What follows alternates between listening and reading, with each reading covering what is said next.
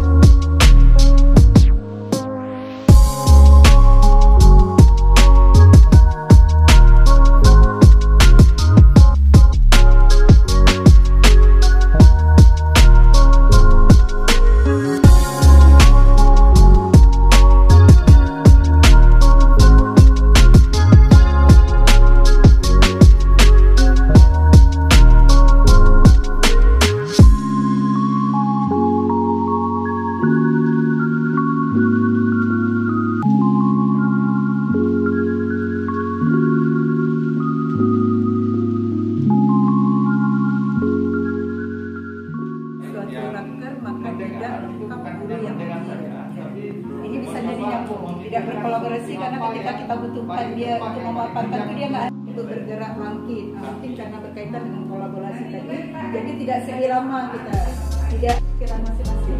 Ya, terus yang kedua kurangnya dukungan dari kurang senang atau mungkin saya ya. Nah, teman tiap bulan menjadi ajang untuk berkolaborasi.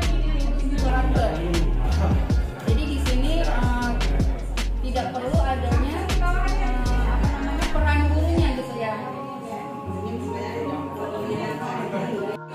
Ya, komunikasi dengan orang tuanya mungkin tidak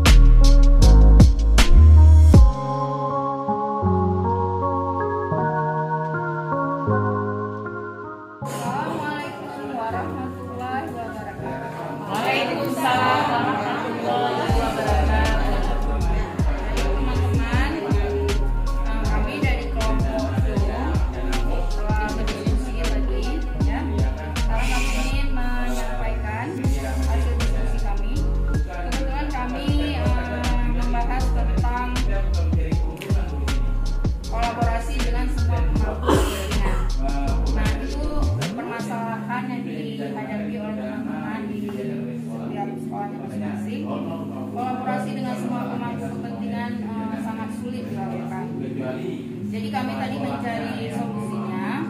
Yang pertama, membentuk komunitas praktisi yang terdiri dari kepala sekolah, kemudian guru yang mendukung untuk menyambung tangan, ikut serta dalam berkolaborasi bersama. Artinya di sini di sekolah kita itu kan ada teman sejawat kita yang tidak mendukung dan ada yang mendukung. Nah, jadi kita minta teman kita yang mendukung, kita bentuk satu komunitas. Itu sebagai kekuatan kita. Jadi mungkin kalau kita sendiri yang gerakan sulit, tapi di saat kita mengajak teman yang lain yang mendukung, itu mungkin akan lebih mudah.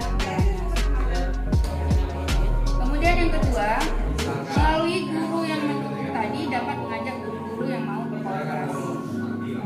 Tiga, memberi pemahaman tentang psikologi pendidikan bagi guru yang berlatar belakang bukan pendidikan atau non pendidikan.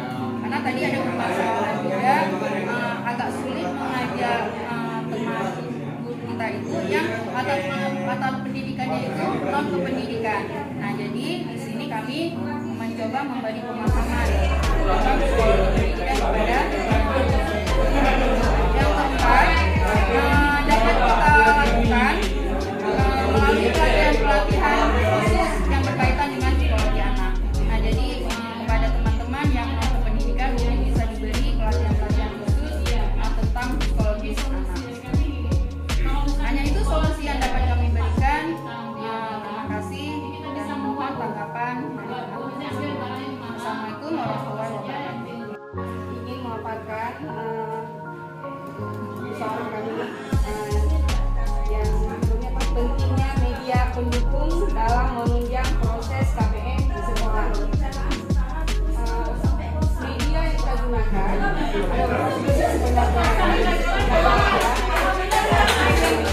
sesuai dengan media pembelajaran. Jadi pembelajaran kita tentang apa disesuaikan.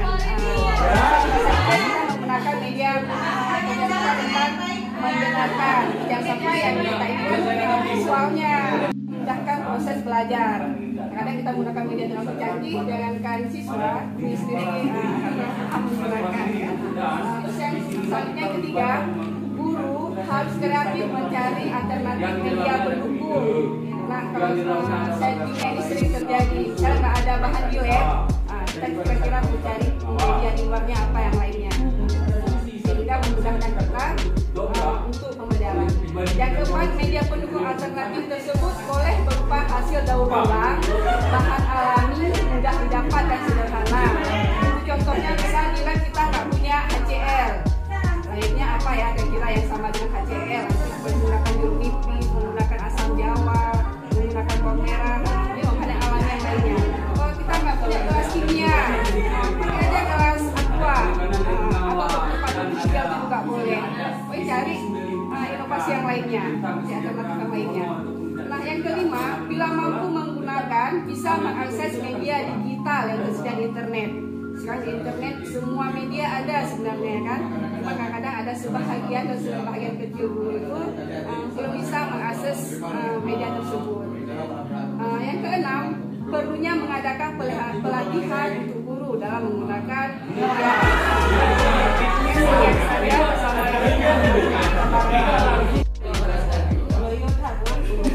masih semangat nggak? Atau kita ekspresi lagi Pak? Boleh semangat ya? Boleh. Kan ada depannya? Ya.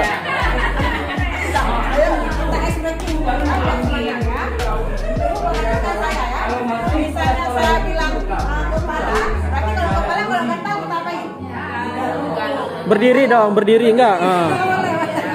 Oke, kalau misalnya kelapa itu di paru. Oke, jadi permainannya seperti ini.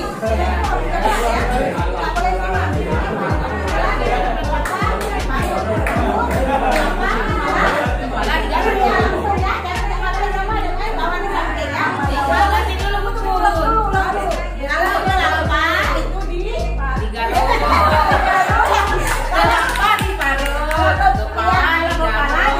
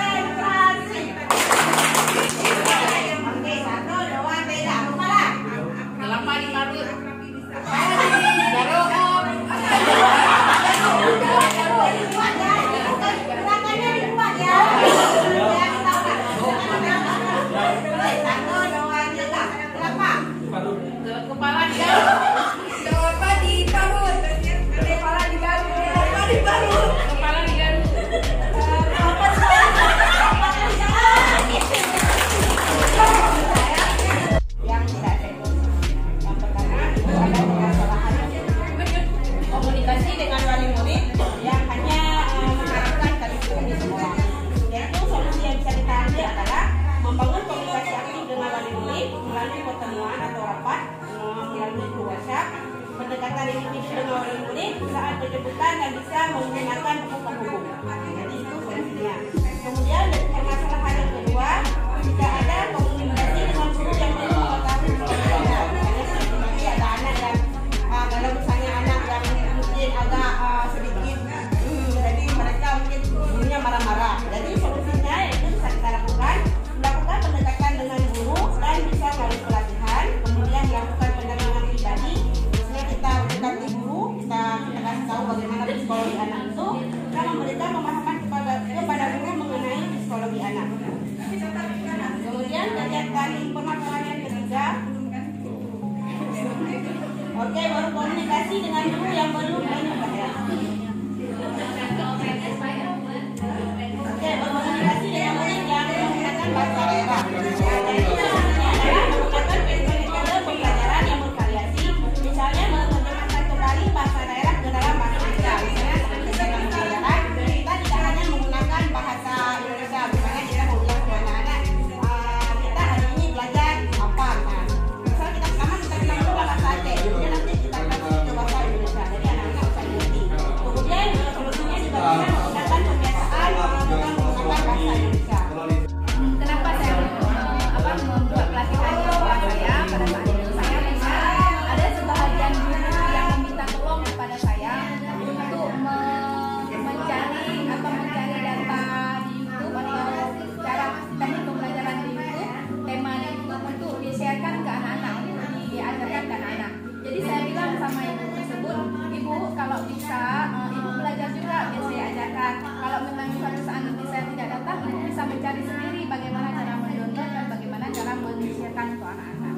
Jadi dalam menyampaikan itu, ibu itu kemudian berkolaborasi atau bekerjasama atau berdiskusi dengan teman-teman yang lain. Gimana Bu kalau enggak kita buat pelatihan aja, pelatihan akademi di sekolah.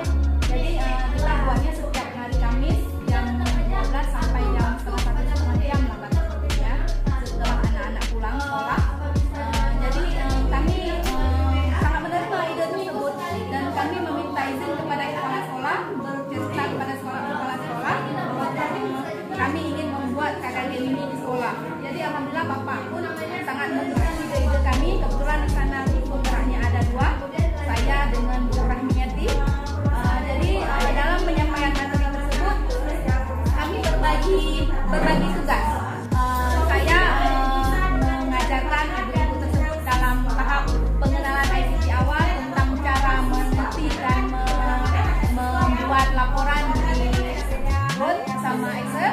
Sedangkan Bu Rahmi membuat cara mendownload aplikasi YouTube untuk mencari modul atau tema pembelajaran dan kemudian men-sharekan ke anak-anak.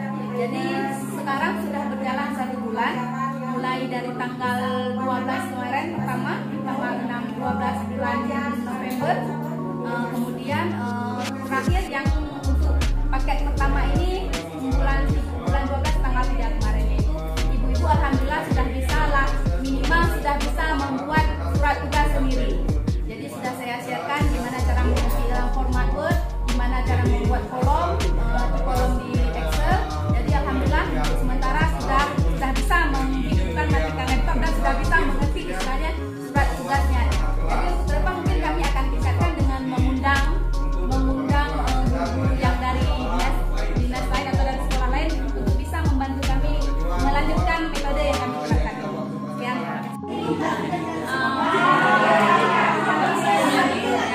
Apakah semua guru yang ada di sekolah Bu Meria mempunyai laptop sendiri? Oh tidak. Bagaimana Ibu Meria bisa mengadakan laptop itu untuk peserta? Jadi saya mengansiati guru di sekolah, barang siapa mungkin ibu itu ada keponakan, ada adik atau ada anak yang mempunyai laptop, mohon untuk 1 hari itu membawa laptop masing-masing dari peserta.